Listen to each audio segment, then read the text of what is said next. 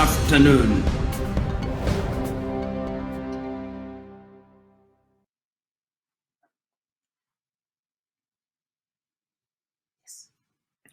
Good afternoon, fellow Africans, wherever you are, whether you are in Johannesburg, South Africa, Luanda in Angola, Windhoek in Namibia, Niamey in Niger, Nairobi in Kenya, Nouakchott in Mauritania, or Tunis in Tunisia. I'm happy to join with you this afternoon to engage in a conversation that I have no doubt is significant to the people of Africa.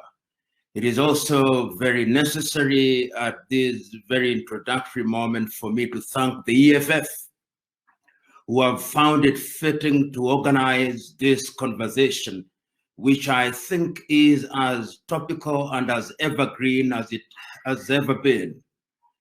The question that we want to interrogate today is Pan Africanism. And many scholars have said many things about Pan Africanism, and I will not therefore detain myself by defining what Pan Africanism is. Suffice it, however, to say that when we talk about Pan Africanism, we are talking about mental, moral, and cultural consciousness, which recognizes our Africanness and the need for Africans, whether in the mother continent or in the diaspora, to work together as a unit for the purpose of realizing what is in the best interest of the African peoples. I want to start my conversation out of a speech that was delivered by Tanzania's the late President Mwalimu Julius Kambarage Nyerere on the 6th day of March 1997 in Accra, Ghana. On that day, Mwalimu was invited to talk about African unity, and he titled his presentation, "Without unity, Africa has no future." And Mwalimu said that when we think about the continent of Africa, we are united by the fact that over the centuries, we were hunted down as slaves. And after we had been enslaved for 400 years, we were colonized, and that our enslavement and our colonization became the glory of other civilizations. He went on to say, it is therefore incumbent upon us to recognize that our unity is the only salvation and the only immunity that we can have if we are to protect ourselves against other civilizations. He went on to say that it was not lost on him that Ghana was on that day celebrating her 40th anniversary. He was equally happy to record that he was speaking in Accra, which was the capital of Pan-Africanism. He reminded his audience that in the month of February 1994, the process of liberation had been completed with the conquest of the apartheid regime in South Africa and the rise of Nelson Mandela to the presidency of that nation. He went on to say and to admit that Africans had been wrong not to unite. He went on to say that Nkrumah had been right in demanding as early as 1957 that Africans had to unite. That story is important because it underscores the significance of African unity as a condition sine qua non to the progress of Africa. But one cannot start the conversation of African unity without going back to history. Many of us will remember that the very first idea of what may now be described as modern-day Pan-Africanism was in the year 1897, when that great Trinidadian Henry Sylvester Williams convened a meeting of the African Association, later to be called the Pan-African Association. Williams at that time had tried to persuade the Africans in the diaspora that they had a duty to ensure that going forward, they were not oblivious to the plight of their kin and kith in the continent of Africa. But even Williams had been animated by the early works of Marcus Garvey. You will remember as early as the year 1820, Marcus Garvey had started his movement back to Africa. And Marcus was reacting to slavery, which had been dehumanizing. And he was telling the blacks, we must go back to our mother continent, regardless of which countries we came from, because these countries that now constituted the continent of Africa were rudely divided by the Europeans in Berlin in 1884, a little later. But what is significant about the Marcus Garvey movement, although it was labeled a failure, is that when the blacks in the continent of America heard about those efforts, it energized the abolitionist movement. And therefore, by 1863, when Abraham Lincoln was signing the Proclamation Treaty, it was as much a contribution of the uncelebrated efforts of people like Marcus Garvey. But Marcus Garvey aside, it is Williams from Trinidad whose activities spawned modern-day Pan Africanism. And we remember that Williams in the year 1900 organized a meeting in London. And that meeting held in London and organized by that great man was the beginning of the efforts towards bringing Africans, irrespective of where they were geographically resident, to talk about Africa.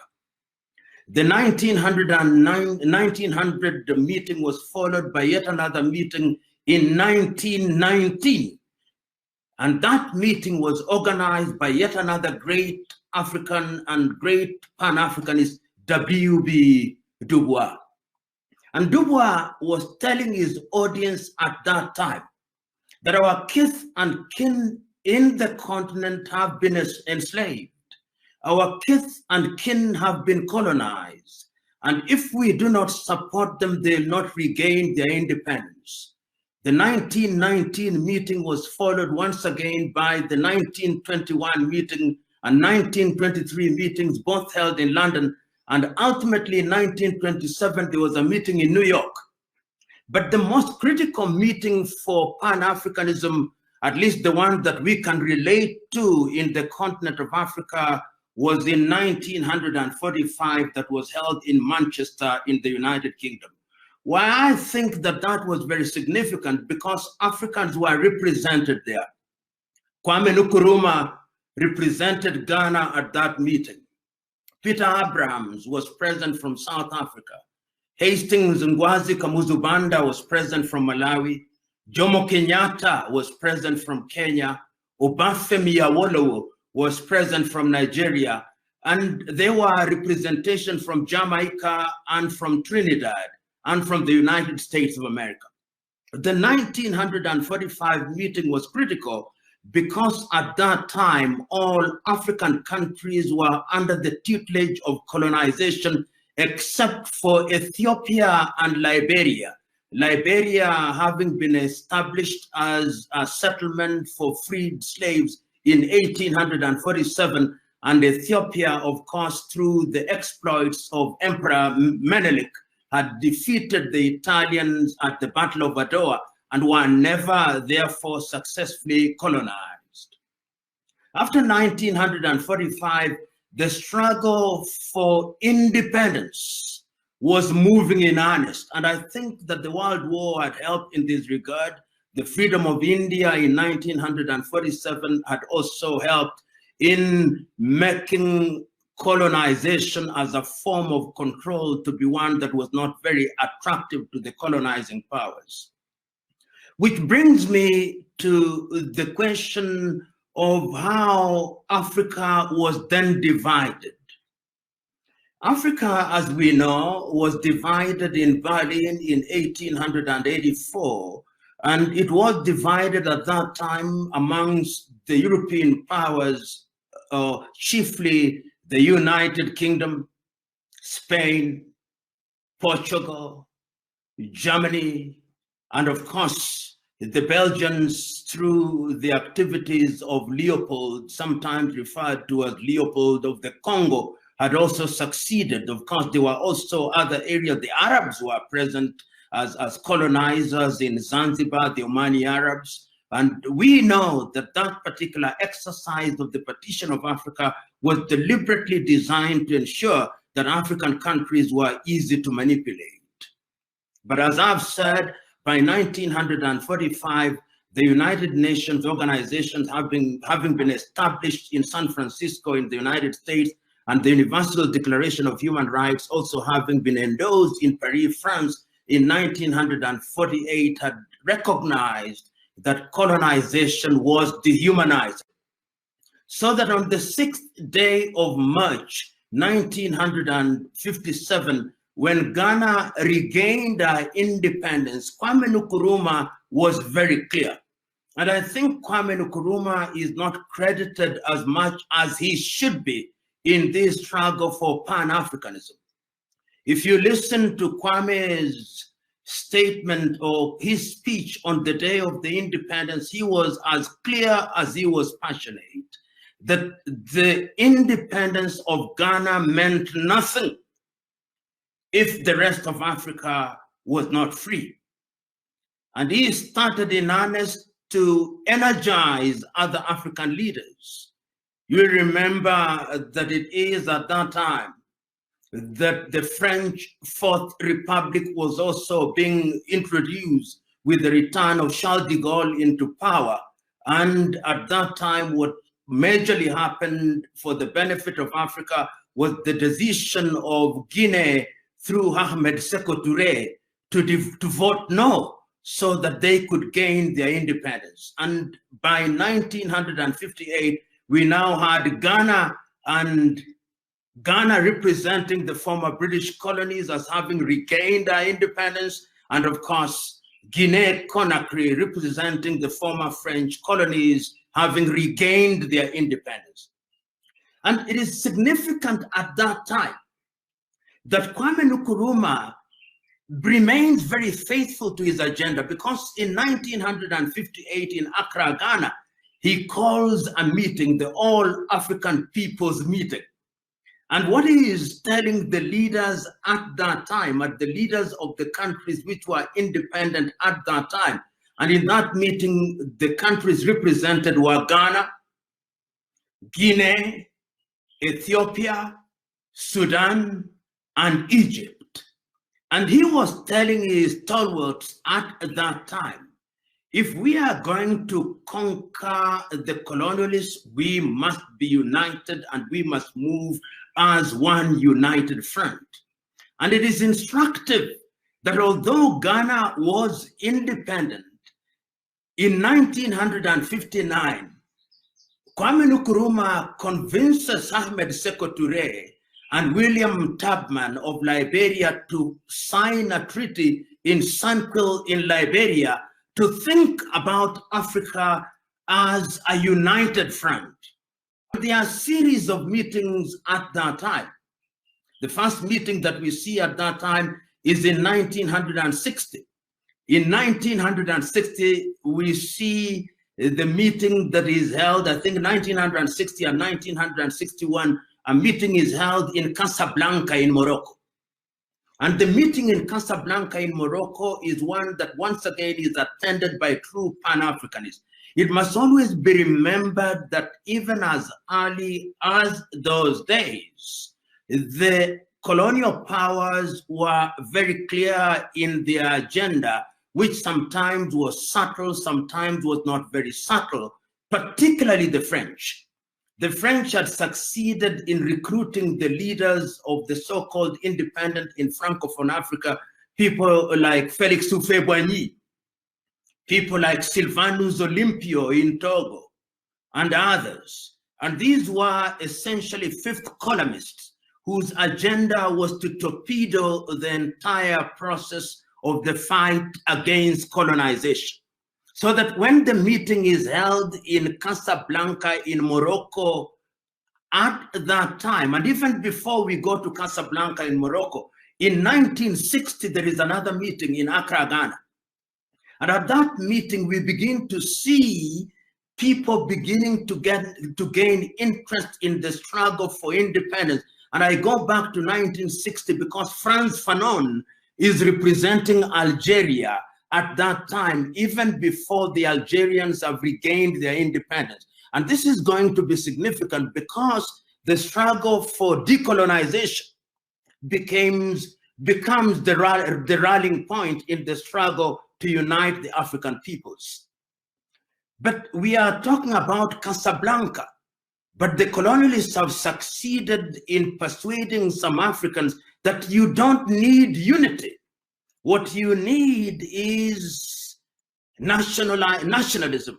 So that we have two groups in 1961. The Casablanca group, which comprises Algeria, Egypt, Guinea, and Libya. And then, of course, we have sometimes what is referred to as the Monrovia or the Brazzaville group. The Monrovia group is led by people like William Tubman, is led by people like the leaders from Nigeria, and you have a number of people who think and are telling Kwame Nkrumah, Kwame, we know you are talking about unity, but we hold the view that Africa cannot be united in the manner that you desire. We are going to retain our nationalism, but we are going to cooperate. But Nkrumah is telling them this is not the route to take. Ultimately, both the Casablanca group and the Monrovia group meet in Addis Ababa, Ethiopia in 1963. And that is when the Organization of African Unity is founded. So that indeed it is the Monrovia Brazzaville group that wins, and Kwame Nkrumah and the Casablanca group loses out. But I want us to listen to the speech of Kwame Nkrumah on the 23rd day of May in 1963 in Addis Ababa. He was as passionate as he was eloquent. He told his audience, and allow me to paraphrase, if we do not come out of this meeting with a united African government, with one army, with one currency, with one capital, I am telling you that the erstwhile colonizer is going to ensure that we are divided. Those of you who are present here are going to get used to your national flags, to your national anthems, to your national mottos. Those of you who are going to be appointed as ministers are going to enjoy the perks that come with your office. Those of you who are here as heads of states and government, you are going to get used to 21 gun salutes, and it's not going to be easy to unite Africa. If only they had listened to the Osagifo on that day, Africa would have been totally different. But lo and behold, we ended up with a weak Organization of African Unity, whose history we know and whose history we'll discuss on another day. But suffice it to say that after the 1963 meeting, there was yet another meeting in Cairo in 1964. And when we are holding the Cairo meeting in 1964, once again, it is the Monrovia Brazzaville group that is winning. The question at that time, what do we do with the inherited colonial boundaries? There are those who argued at that time that if we move in the direction of changing these boundaries, it will create conflict. At that time, there was already a boundary conflict between Ethiopia and Somalia. And ultimately, in Cairo, we came up with what is the Organization Africa's doctrine on the inviolability of the independence boundaries. And it was agreed that the independence boundaries would not be disturbed. And ultimately, of course, we know what that has brought about in terms of undermining African unity. It is also instructive that at that time, There are those who took the view that there was something that was beginning to emerge. The emergence of the Soviet Union after the World War II, and the emergence of the United States of America, and therefore a bipolar world, so that the world is forced to look either east nor west. And that is why Kwame Nkrumah says we should neither look east nor west, we should look forward. And you will appreciate that it is then that he writes his book in 1963, Africa Must Unite. And he enters into an arrangement with Ahmed Sékou Touré of Guinea, Modibo Keïta of Mali, Gamal Abdel Nasser of Egypt, Ahmed Ben Bella of Algeria, Habib Bourguiba of Tunisia, and Julius Kambarage Nyerere, and they are working jointly with Jawaharlal Nehru in India, and they come up with the idea of the non-aligned movement, the movement that is non-aligned and positively neutral. We are neither going to look east nor west. A lot of activities are taking place, and Africa is getting undermined. At that time, in 1963, there are 32 independent African countries. What then begins to happen after 1965? 1965 is a marker year, because in 1965, Kwame Nkrumah convenes a meeting in Accra, Ghana. And the meeting had two agenda items. Agenda item number one, that we must leave Accra with a united government. Having failed in 1963, we must leave with a united government. Agenda item number two, that we must not forget that there are some African countries which are still under the colonial yoke. And it is incumbent upon all of us to ensure that we begin to move in the direction of guaranteeing their independence. But unfortunately, once again, Kwame Nkrumah did not carry the day, and what ended up happening is that the African Liberation Movement is what was established, and ultimately the Organization of African Unity did accept to form the African Liberation Committee, which was to be headquartered in Dar es Salaam in Tanzania. But it is critical at that time that the colonialists have started to invade Africa in a very subtle way. The French are active, the British are active, the Portuguese have yet to yield their colonies in Africa, namely Mozambique, Angola, Guinea-Bissau, and Cape Verde. They are still under the Portuguese tutelage. Equatorial Guinea has also not been freed from the yoke of the Spaniards. Africa is in a very dangerous state. And yet again, it is the Osagie for Kwame Nkrumah, whose name I shall pronounce and state ad nauseum today, because actually he is the high priest of Pan Africanism. The Osagie writes a book, Neo-Colonialism, the Last Stage of Capitalism. Once again, he is warning the people that we cannot afford the luxury of resting on our laurels. And you know, what is sad at that time, through the activities of the colonial powers, is that the era of assassinations and coup d'etats begin in Africa. It begins as early as 1960.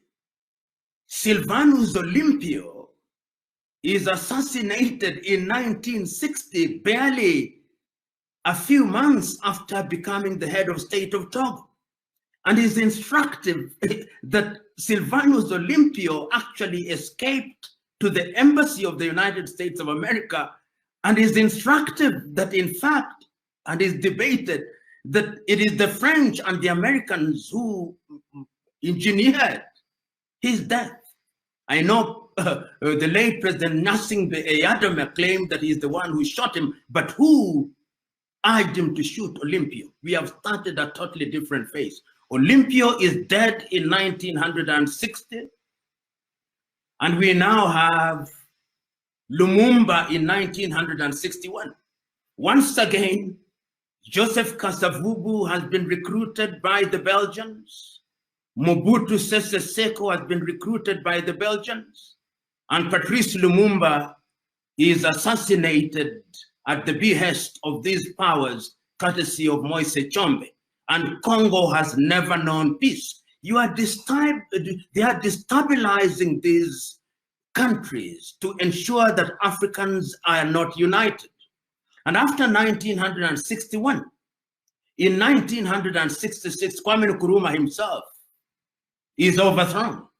And after Kwame is removed from power, the Pan Africanism debate now begins to take the back burner.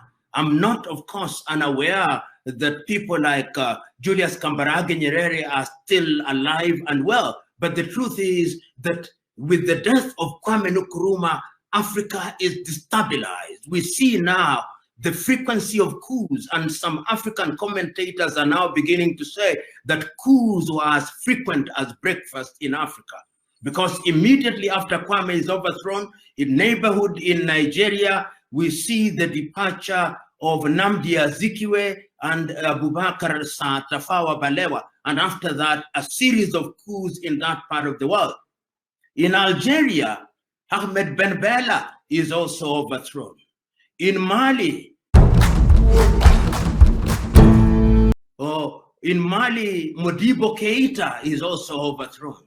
In Guinea-Bissau, of course not in the 60s, but later in the 70s, in Guinea-Bissau, Amilcar Cabral is also overthrown. And you can begin to see that the only people who are spared the coup d'etats are the recruits. Recruits such as Felix Houphouët-Boigny of Cote d'Ivoire. Recruits such as Daouda Kairaba Jawara of Guinea. And others who are wishy-washy. People like Leopold Sédar Senghor, although he leads the Negritude movement, but is as much a Francophile as he pretends to be an African. So that there is a sense in which when you go into the entire Sahelian region, whether you are in Mauritania, we see a coup d'etat and the emergence of Mokhtar Ould-Daddah, and you go down there and you see the departure of people like David Dacko in Central Africa and the emergence of Jean Bedel Bokassa, and you go into different countries, you see changes have taken place, and all these are designed to undermine Africa. Meanwhile, the question that then arises is that Africa is divided into this new world. You will remember I talked about the bipolar world, the United States of America and the Soviet Union. They themselves are engaged in recruitment. And I think this is very critical so that we are better able to appreciate why the Pan-African movement is now undermined. We now have those who are aligned to the East and those who are aligned to the West, and Africa becomes a theater of conflict. And we have recruits such as Mobutu Sese Seko doing all manner of evil in the Democratic Republic of Congo, but you cannot remove them because the United States of America ensures that they are there. People like Jean Bedel Bokassa are cannibals, but you can't remove them. And even in the North, and sometimes I hear this debate whether our Arab friends are also candidates for Pan-Africanism. Permit me to remind my audience and you, Kith and Kin and brethren, that in the early days of the struggle, beyond being a Pan-Arabist, Gamal Abdel Nasser of Egypt was a great Pan-Africanist. Ahmed Ben Bella of Algeria was a great Pan-Africanist. Habib Bourguiba of Tunisia was equally a great Pan-Africanist. And it is instructive that much later in the year 2000, the real successor in terms of enthusiasm and passion for Africa was to be Muammar al-Gaddafi of Libya in 2002, when he signed the agreement for the formation of the AU in Sirte and ultimately its adoption in Johannesburg in South Africa.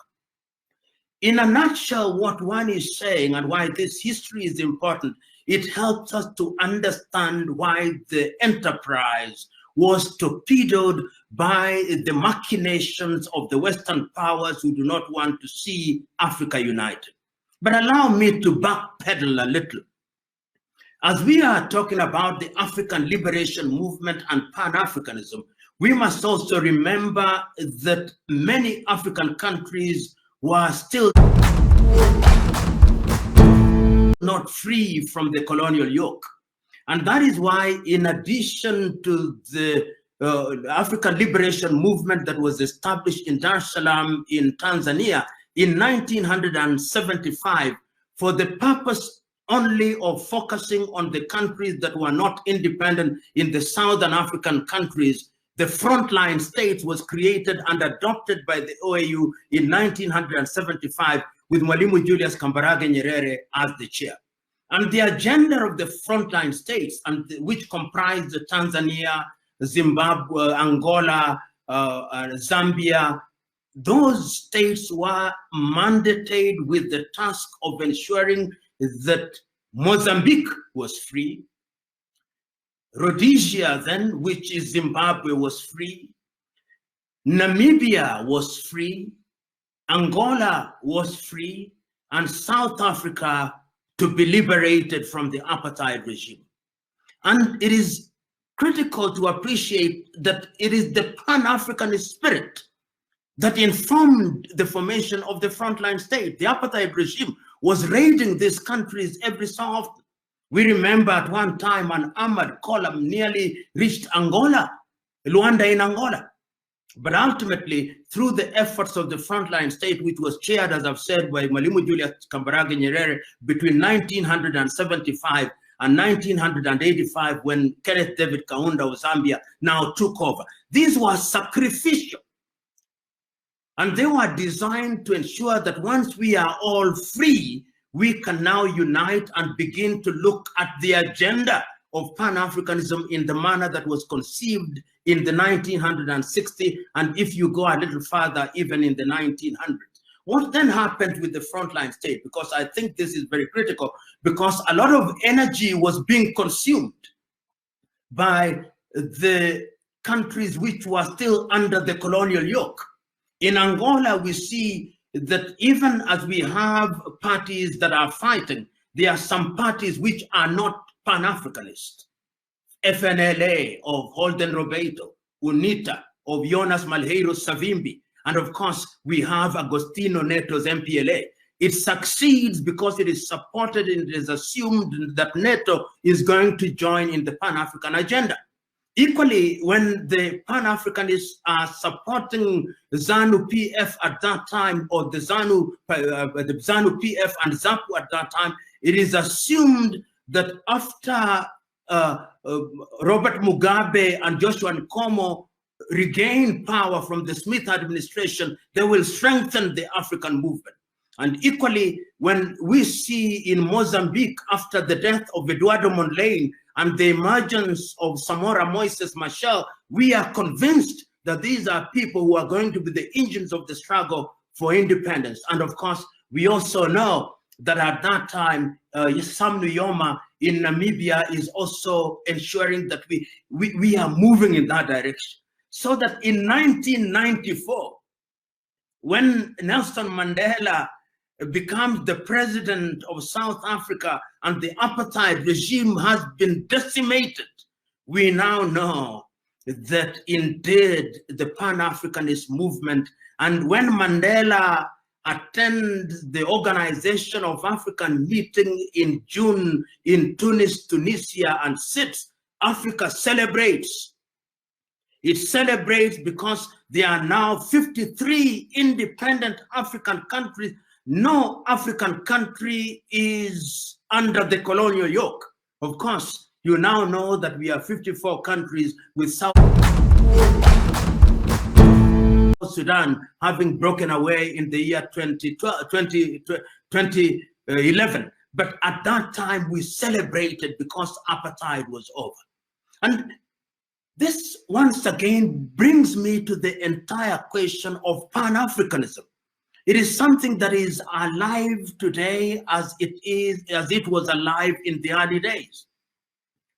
Because I've mentioned South Africa a little bit, I want us to backpedal to the year 1906, just to inform us, particularly the younger Africans, that the idea of Pan-Africanism was an old one. You know, as I said a little earlier, in 1900, Williams from Trinidad was calling a meeting in London, and we had the meetings in Manchester, and we had all these meetings of the Pan-African movement. You remember in 1945, we talked about the Manchester meeting, the Pan-African meeting. In 1974, we had a Pan-African meeting in Dar es Salaam. In 1994, we had a Pan-African meeting in Kampala, Uganda. And in the year 2014, we had a Pan-African meeting in Johannesburg, South Africa. Where does that spirit come from? It came, as I've already said, in the 1900s, but I wanted to speak about an event in 1906. This was a speech that was delivered on the 5th day of April 1906 in Columbia, University of Columbia, by a great South African to whom South Africans don't give much credit, Pixley Kaisaka Seme.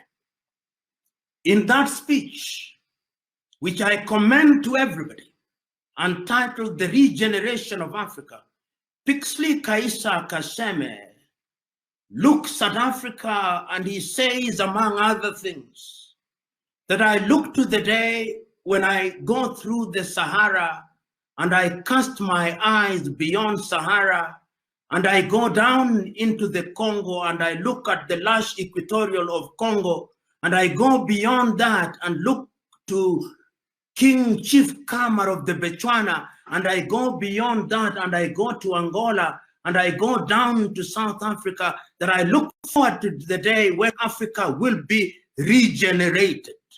Pixley Kaisaka Seme is clear about the Pan-African agenda. So today, when we talk about Pan-Africanism against the history that one can only do justice to a certain extent, given the constraints of time, we find ourselves at a time when we have gone through those phases. Africa has seen independence. Africa has seen post-independence. Africa has seen coup d'etats. Africa has seen guerrilla movements. Africa has seen civil wars. Africa has seen genocides in Rwanda. Africa has seen ethnic wars. Africa has seen religious wars. But amidst all these, there is a single spirit that remains alive and well. And that spirit is that we must be united.